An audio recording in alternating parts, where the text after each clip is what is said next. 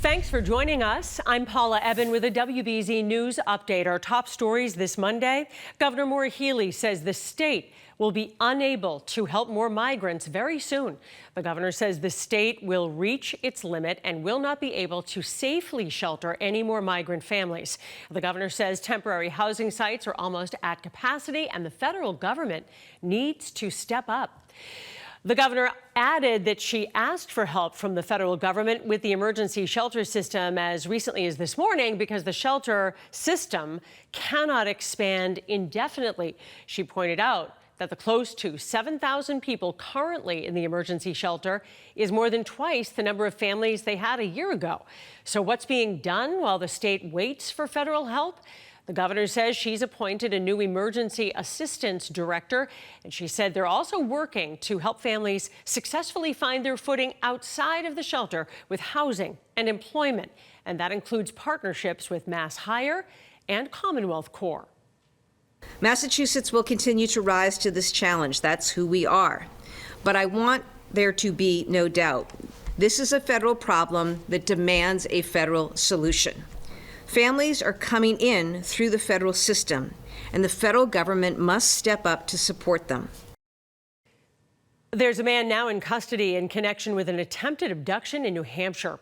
Haverhill, New Hampshire police say Wednesday night, Keith Teal was armed when he tried to kidnap a juvenile. Investigators say the kidnapping attempt was not random and that Teal specifically targeted the child.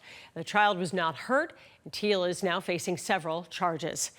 Commuters face their first workday shutdown of the Red Line. Service is suspended on the Ashmont branch and the Mattapan trolley line so that the T can complete critical track work. Shuttle buses are in place. Full Red Line service is expected to resume October 29th. Well, it's a gray and gloomy start to the week, but things will get better. Let's get a check of the forecast now with meteorologist Jason Mikell. Monday afternoon, everyone. I'm meteorologist Jason Mikell here, tracking some mild temperatures across the region today. But also look at this, a courtesy of that area of low pressure. We're on the western side right now, so we're pulling in some cooler winds, roughly around 10 to 15 miles per hour. So it will likely be a little bit of a breezy afternoon across the region, but also breaking with some clouds out there and also allowing for a little bit more sunshine. Current temperatures in the mid to upper 50s, and that is about the benchmark where we'll be peaking today. Some areas may touch on 59, maybe 60 degrees. But this is sort of the public enemy number one. This area of low pressure, though losing its steam, it will be continuing to head out to sea. And we're also looking at the far northeastern one as well, over near the Halifax region. So we're pulling in all of the cloud cover out here, but we're also allowing for dry air to filter back in. That'll allow for a little bit more sunshine. But the rain showers that we've been tracking all morning long have really kind of been confined to the 495 corridor, stretching from the Merrimack Valley all the way down south to near our friends down in the Plymouth region.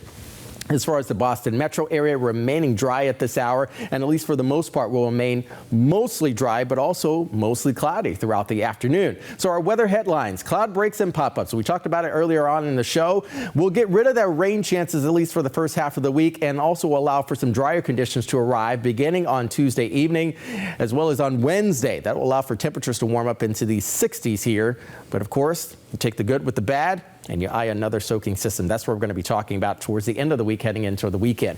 Keep an eye on the clock and your place on the map. Your future cast, again, showing that we have some pop-ups moving through the region as far as models are showing for the rest of the evening into the overnight hours. We'll have a due north wind kind of cruise on into the region, and any sort of cloud breaks we receive overnight tonight that will allow temperatures to really kind of settle into the mid to low 40s. So it's going to be extra chilly out there waking up for early Tuesday morning. Dress accordingly for that. The drive at 5 for our Tuesday afternoon. We'll have a little bit more breaks in the clouds, and look at this. Once we close out Tuesday, heading in towards Wednesday, we have a change of our wind direction, and that is going to be a warming wind that is moving in. So Wednesday, Thursday, not a major factor for us, but it's not until Friday that we're eyeing this system here. So two systems sort of clashing across New England. Keep an eye on the clock here. You can see when we start to gather moisture from the south, these isobars that you see here, they are going to be tightening, and that indicates some strong gusty winds. And we're talking about winds gusting up to 20, maybe even 25, perhaps even 30 miles per hour. So This will be a blowing wind type of system, excuse me, a blowing rain type of system arriving across the region, and that'll carry over not just for Saturday, but also on Sunday as well. Still days out, so we'll fine tune that forecast for you.